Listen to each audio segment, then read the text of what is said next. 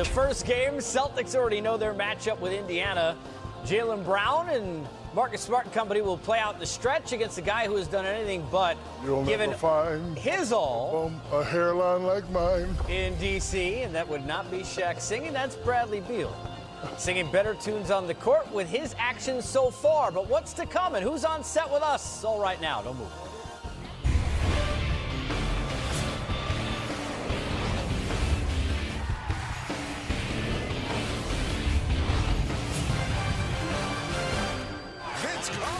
The man who is 41 years of age. And Vince Carter comes in. Vince turn back the hands of time. Carter from about 30 feet away. Vince dumps it for 25,000. Vince sanity, half man, half amazing. Welcome inside our studios. It is the Auto Trader pregame, getting ready for a doubleheader, which does include the Rockets and Thunder coming up, setting up playoff positioning. Casey Stern, Shaq, Candace, welcome Vince Carter. Ooh. Cut it out. You hate him from all the way. You know why? Because he's my neighbor in Orlando. I never see him. He lives in my city of Atlanta. I never see him. I don't want to see him now. So you're going to turn that way? Yep. I'm going to do the whole Tell us broadcast. how you really feel. Well, I'm happy you're here. Well, since you can hear me, it's good to see you. I'm just happy Shaq's here. You got here 9 seconds ago, so it's good that he's here. He's on time. He's on time. Hi, Shaq. He really is going to Should we face. continue? So are you really going to face the whole? This is called accelerating your game on TV. He used to be my favorite player. Now Let's go to accelerating your game by Auto Trader. We're in the same fraternity, everything. You probably should save this. Hop together. We don't do nothing. If Dr. Phil is watching, we need some help on set. Dwyane Wade, we know this will be it. We'll talk about that a lot tonight. Dirk, we seem to think so, not sure. And then there's this question mark, or a set of three, and here's a tweet. Is Vince coming back next year? I need to ride to Atlanta tomorrow to see the GOAT's last game. Well, VC, you tell us. Tell them they have time. They can't make it. What's that? They have time. They got time? You can't make it tonight. Yeah? There's always time. This Next time. year. This next year. Yeah. But Official. you are coming back. I would like to, yes. I'm telling you now, if you come back to the Hawks and I don't see you, right at your feet when I see you coming out CVS. Right at your feet. Randomly. With your icy hot. And a patch that says the General on it, on the other side. Yeah, make sure we. And a Papa John's pizza. And a Papa John's pizza. Yeah. And a Krispy Kreme. And a from 7-Eleven. Yep. Yeah, I can't have that. Are we done now? And JBL. Okay. I might need a few of those. And Fruity Pebbles. Are we really just doing this? Fruity Pebbles? We're doing all of your sponsors. You really have involvement in Fruity Pebbles? I didn't know. Of course. Okay. I like Fruity Pebbles.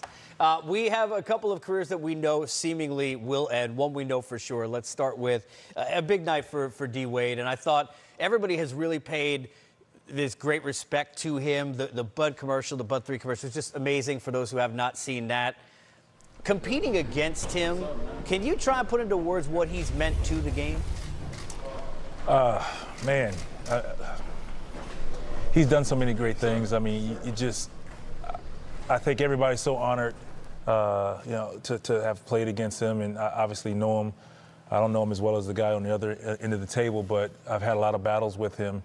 And just talking with him, going against him, you know that when you step on the court against him, you have to bring your A+ game.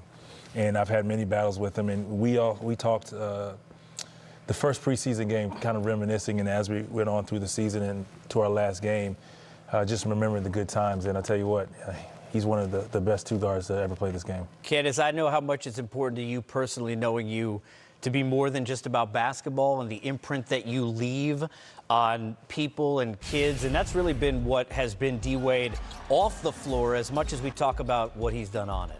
Well, you mentioned the commercial earlier, and it was just everybody talking about D. Wade the person. I mean, we all know what he's done in between the lines, how many championships he's won, arguably one of the best two guards to ever play the game of basketball, but off the court, just who he's impacted, the type of person he is. I mean, personal story for me, I was a D. Wade fan. I'm from Illinois, have followed his career, and I remember seeing him at the ESPYs and being like, hey, D. Wade, I love your sidekick. The D. Wade sidekick. I know everybody had the D. Wade sidekick, but I'm a college student. The next day, at my door, a D. Wade sidekick. So it's just, he's just a giver, and he's been about that. He's been about basketball, and it's great to to see that he's had this tour. Shaq, you've watched him grow as a player and a person. I mean, you're the one who gave him flash. How about D. Wade? I found out about D-Wade by accident, believe it or not. I was the type of player I never paid attention to other players, so right before the playoffs started, Miami Heat was playing Charlotte.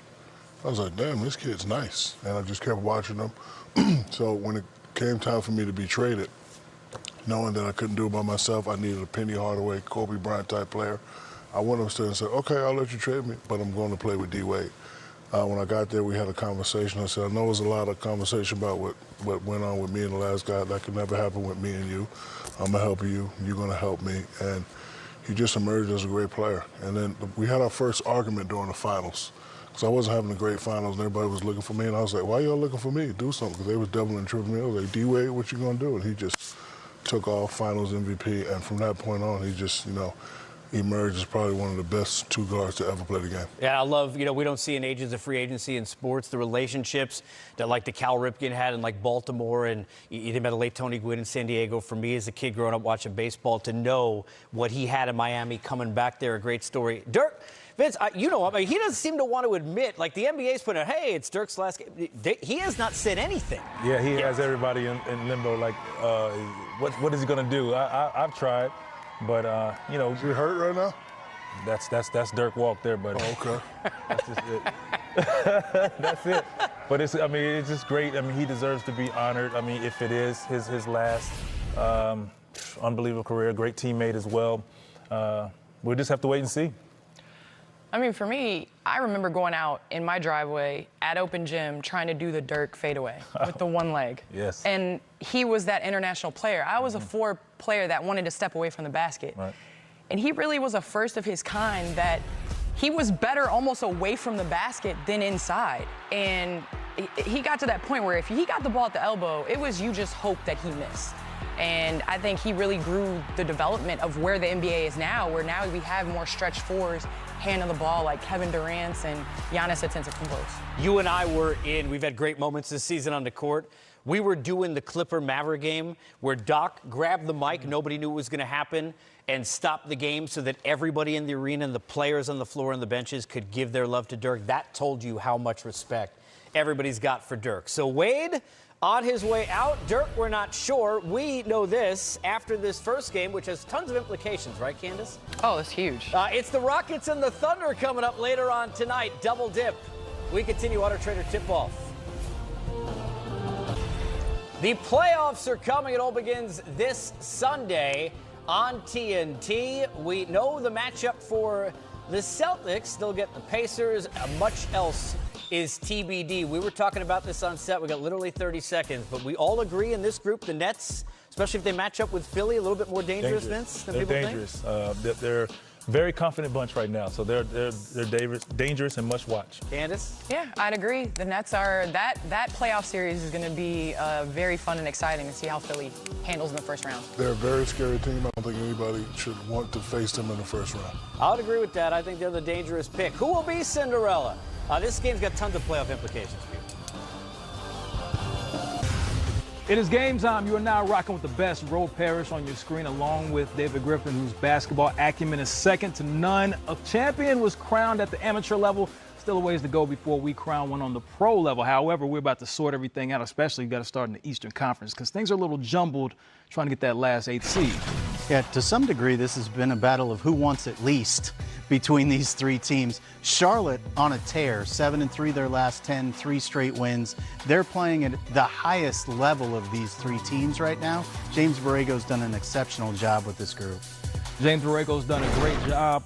Look at their schedule over the next couple of games. They're going to play the Cavs and the Magic, who have already secured a spot in the playoffs. Just looking at Charlotte, the miraculous victories that they've had, 2 over the Raptors, Jeremy Lamb hitting game winners in both of those, Kemba Walker playing out of his mind. Looking at the Hornets, and of course we know it's the 8th seed, so you'll probably end up getting fed to the Milwaukee Bucks. However, what can they take from this if they do make the playoffs? Well, I think of those three teams, Kemba might be the most terrifying individual weapon that Milwaukee would have to try to find a way to neutralize because he can get white hot.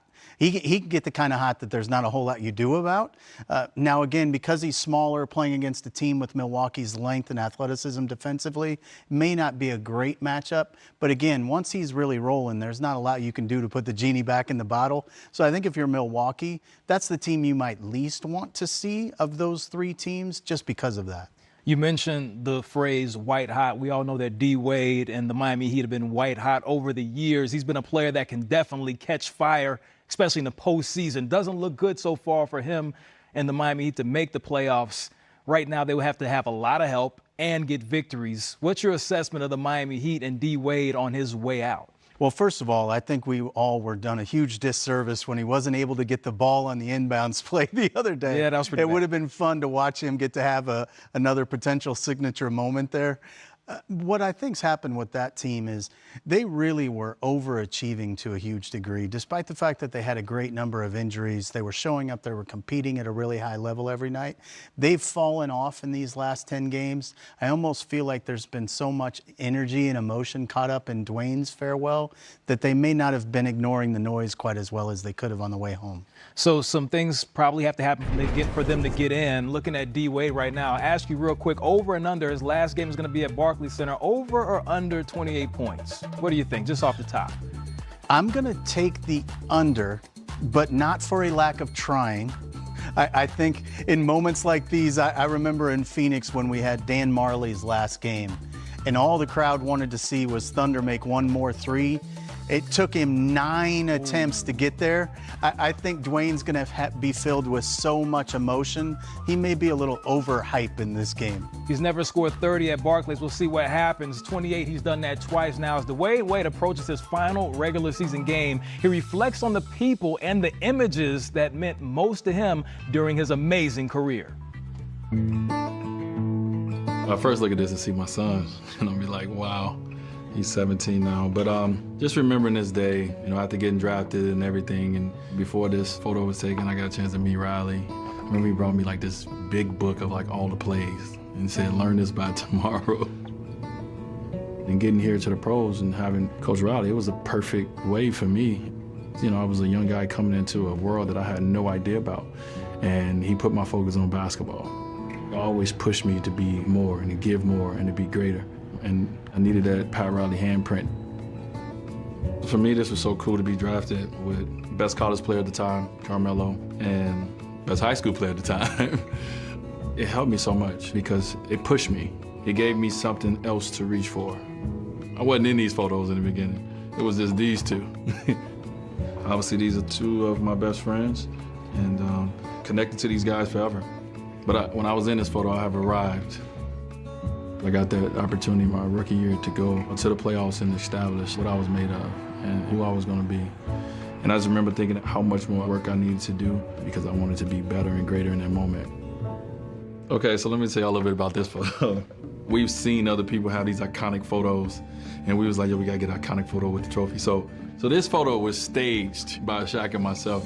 Winning my first championship, it was just an unbelievable moment. I think I understood at this time that this wasn't something that just happened every year. I always say my career would not be where it is if I didn't have him come in at that critical time. And he expressed that this was my team, that he was coming down here to help me become one of the best players in this game. I took that to heart because I knew what his career was about. His career was about competing for championships. The Big Three era, amazing era for Miami Heat.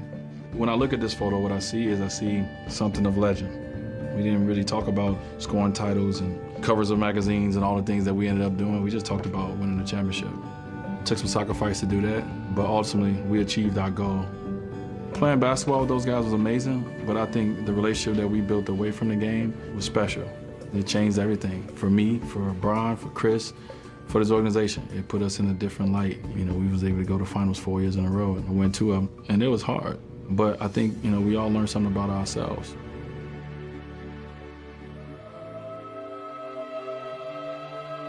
It's a good photo. It's a good shot. But it's just an embrace with my mom. This is our relationship, We just, we have a lot of love for each other. And just an embrace and a thank you. Being a little boy, your mom is the world. She's everything. And the relationship that me and my mom built early on in my life was always her letting me know and telling me that my life was bigger than basketball. And then she knew I wanted to play, but I used to also tell her, Mom, I want to do something else too. I want to be a doctor, or I want to be a police officer, whatever I wanted to be at the time. But, I just always wanted to make her proud. So far, during this last season, this is probably one of the most emotional moments for me. It was one of those moments of realizing that it's almost over. You know what I mean? Like, this is the last time we're going to compete against each other. And I love competing against this guy. A good friend of mine and one of the greatest to ever play the game. What I remember most about my NBA career, I don't think it's one memory. I couldn't have predicted the career that I've had, the places I've been, the people I've been able to meet along the way, and the joy that I felt throughout this game, and the hurt and the pain that I felt throughout this game. I could never have predicted it. I'm thankful for being able to go on this ride. This whole journey has been special. Excellent watching that right there. D-Wade, a magnificent career. When you think about D-Wade, what was the signature move or thing that you remember watching him play, of course, against your teams on a number of occasions, going head up against LeBron? Yeah, for me, the thing that I think about in Dwyane's career, and this is going back to when he was first drafted, I was with the Phoenix Suns at the time. That team that won a title for Miami with he and Shaq together, they had no ability whatsoever to keep up with our 7 seconds or less Suns. They wanted no piece of us. Pat Riley was very vocal about wanting no piece of us. They had lost us 2 times by 30 points each. And that team goes on to win a title in large part because Dwyane went from where he was as a young player to where he became as a champion. He took a quantum leap once he got in the league, became the consummate winner. And the thing that I think about relative to Miami and Dwyane more than anything else, this was a freak of nature shot blocker from the 2-guard position. His ability to be a defensive playmaker and steals and blocks without fouling really sort of changed the nature of the game. And actually, as quiet as it's kept, as much as people like to talk about Steph Curry revolutionizing the game, Dwyane's ability to do those things, to get steals and blocks without fouling, really changed the nature of defense in this league. Surpassed Michael Jordan early this season for the best shooting guard or guard ever to block shots in the NBA. Now you move to another champion in Dirk Nowitzki, who hasn't announced he's going to retire yet. However, his last home game is going to be played. You can see both Dirk and D-Wade right here on this network. When you look at Dirk in his career, he's had so many great moments, an MVP, finals MVP, again, right here against the Phoenix Suns. What's remarkable to you about Dirk's career? Well, I think more than anything else, when you look at Dirk, like Dwyane, this was a trailblazer. This is somebody who changed the nature of the NBA forever. When he came into the league, he was essentially a spacing 5 before there was such a thing. They didn't know where to play him. People didn't know who to guard him with. He was the most impossible matchup in the Western Conference for several years. And people really didn't understand what he was doing for the game, both here in the NBA, but internationally as well. He changed everything. He definitely changed the game. Don't change the channel because you'll be able to see both of those gentlemen on our air. But on Wednesday, it is crunch time. 3 hours on the final night of the regular season. All the playoff seedings will be decided and finalized, and you can check it out on this network. Tobias Harris, he is going to be in the playoffs. He's been a key to their late playoff push. Don't go anywhere. You're going to see him right here on this screen coming up on Game Time.